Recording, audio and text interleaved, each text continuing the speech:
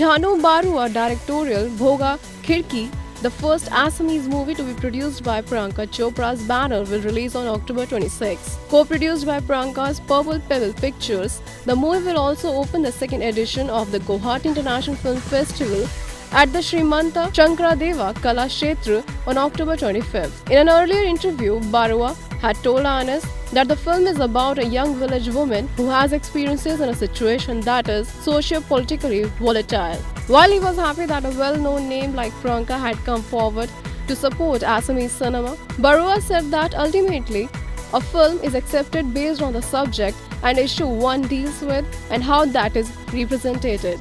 Earlier in 2016, Priyanka had produced Ventilator under her home banner that won many national awards.